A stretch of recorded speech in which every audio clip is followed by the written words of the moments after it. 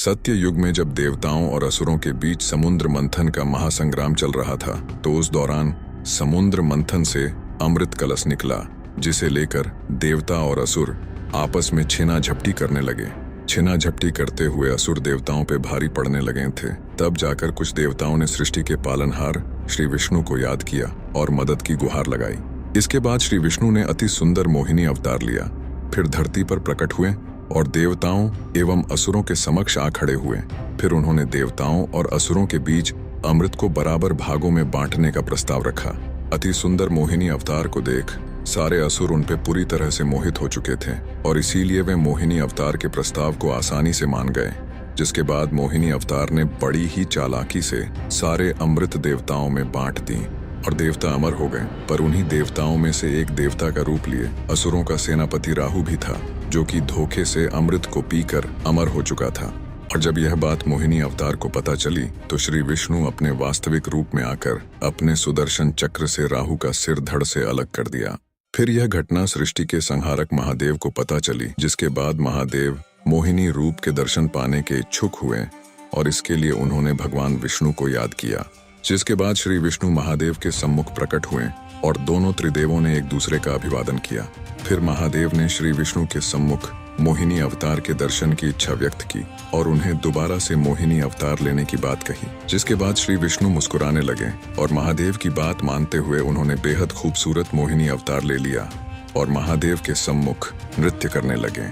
इतना सुंदर रूप देख महादेव मोहिनी अवतार पे मोहित हो गए और उन्हें मोहिनी अवतार से प्रेम हो गया। यहाँ तक कि मोहिनी अवतार ने भी महादेव पर अपने प्रेम की वर्षा कर दी। कुछ देर तक यह प्रेम की अद्भुत लीला ऐसे ही चलती रही।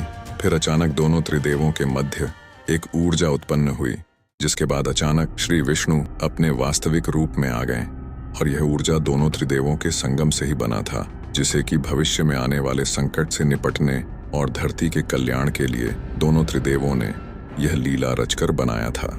फिर महादेव ने उस दिव्य ऊर्जा को नरमुनि को उनके आश्रम में स्थित पवित्र हवन कुंड में सही वक्त आने तक सुरक्षित रखने का जिम्मा सौंप दिया। इसके बाद धीरे धीरे समय गुजरता गया और सतयुग से त्रेता युग आ गया और एक दिन सही समय देख महादेव ने पवन देव को उस दिव्य ऊर्जा को नरमुनि के आश्रम से ले जाकर कपिक क्षेत्र में महाराज केशरी की पत्नी देवी अंजना के गर्भ में स्थापित करने की आज्ञा दी। जिसके बाद पवन देव ने ठीक ऐसा ही किया। जब रात्रि बेला में देवी अंजना सो रही थीं, तब पवन देव ने उस दिव्य ऊर्जा को देवी अंजना के गर्भ में स्थापित कर दिया।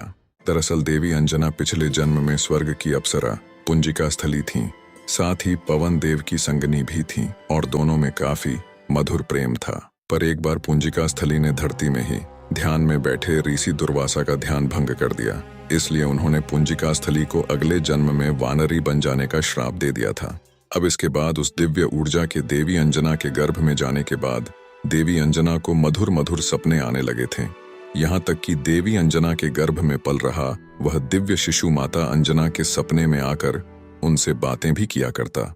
फिर देखते देखते 9 माह बीत गए और फिर मंगलवार के दिन जन्म हुआ महादेव के 11वें रुद्र अवतार हनुमान का। जिसके बाद पूरे कपी क्षेत्र समेत पूरे ब्रह्मांड के देवलोकों में हर्षोल्लास से जश्न मनने लगा और उस समय पूरा ब्रह्मांड खुशी से खिल चुका था।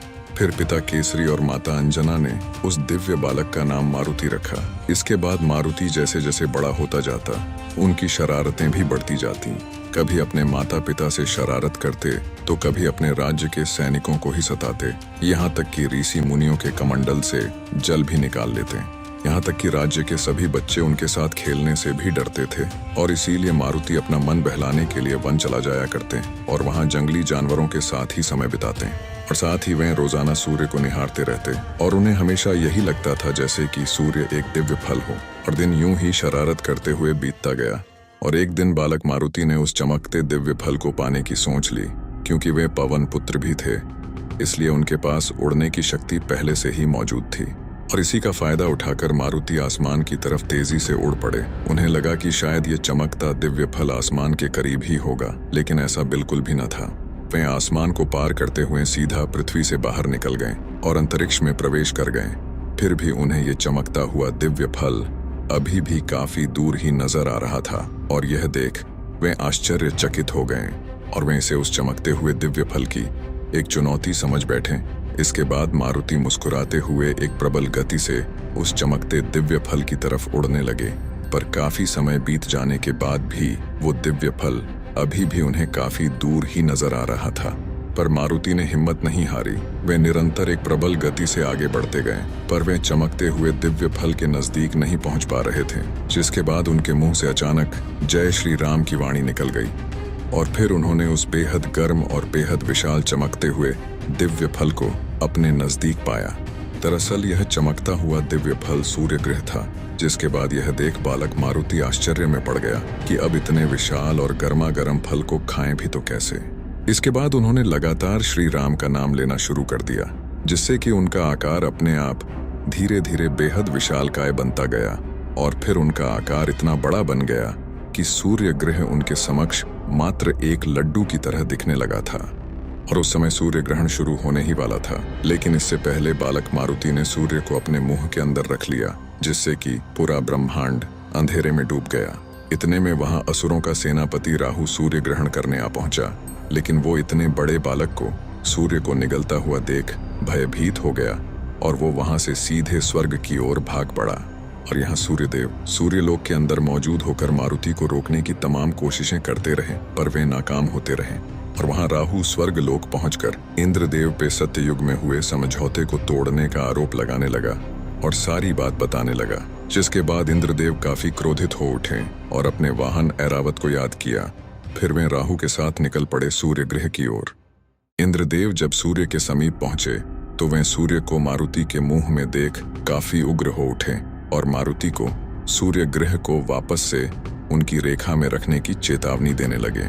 लेकिन मारुति ने इंद्रदेव को सफेद हाथी में सवार देख उन्हें खेलने योग्य समझते हुए पकड़ने की कोशिश करने लगे, जिसके फलस्वरूप इंद्रदेव ने अपना बचाव करते हुए मारुति के हनु यानी कि जबड़े में अपने वज्र से एक तीव्र प्रहार कर दिया। और यह प्रहार इतना ताकतवर था कि हनुमान मूर्छित होकर तेज गति से सीधे पृथ्वी की तरफ गिरते चले गए। और उस समय यह घटना पूरा ब्रह्मांड देख रहा था। सभी देवी देवता इंद्रदेव से काफी रुष्ट हो चुके थे। फिर मारुति पृथ्वी के समीप पहुंचते पहुंचते अपने वास्तविक आकार में आ चुके थे। इसके बाद मारुति धरती पर स्थित किसी एक बड़े गुफा में जा गिरे। फिर वहां तुरंत पवन देव भी पहुंच गए और मारुति को गोद में उठाकर काफी भावुक होने लगे और क्रोधित भी। जिसके बाद उन्होंने गुस्से में आकर कुछ गिने चुने जगहों को छोड़कर पूरे ब्रह्मांड की प्राणवायु को रोक दिया, जिससे कि प्राणी मूर्छित होने लगे। सृष्टि में प्रलय जैसी संकट उत्पन्न होने लगी। फिर यह देख सभी देवता ब्रह्मदेव के पास चले गए और उन्हें पवन देव को समझाने की विनती करने लगे। जिसके बाद ब्रह्मदेव सभी देवों के साथ पृथ्वी में प्रकट हुए और मूर्छित मारुति को छूकर चेतना में ले आए। और फिर ब्रह्मदेव ने पवन देव को प्राणवायु वापस से शुरू करने की आज्ञा दी। जिसके बाद पवन देव ने खुशी खुशी प्राणवायु को दोबारा से पूरे ब्रह्मांड में प्रवाहित करना शुरू कर दिया। जिसके बाद ब्रह्मदेव ने मारुति को दीर्घायु होने का वरदान दे दिया, जबकि सूर्य देव ने मारुति को अपना तेज प्रदान किया। इसके बाद कुबेर ने मारुति को एक दिव्य गदा प्रदान किया, जो कि मारुति के आयु के अनुसार खुद का आकार बढ़ाने में सक्षम था। फिर पवन देव ने भी मारुति को अपने ही जितना उड़ने की क्षमता और गति प्रदान की। इसी बीच वहां महादेव प्रकट हुए और मारुति को किसी भी अस्त्र शस्त्र से क्षति न पहुंचने का वरदान दे दिया। साथ ही यम ने भी हनुमान को सदैव रोगों से मुक्त रहने का वरदान दिया। और अंत में इंद्रदेव सामने आए और वे मारुति समेत सभी देवताओं से माफी मांगते हुए मारुति को यह वरदान दिया कि अब से वज्र का मारुति पर कोई असर न होगा। और साथ ही उन्हें एक नया नाम भी दिया, जो कहलाया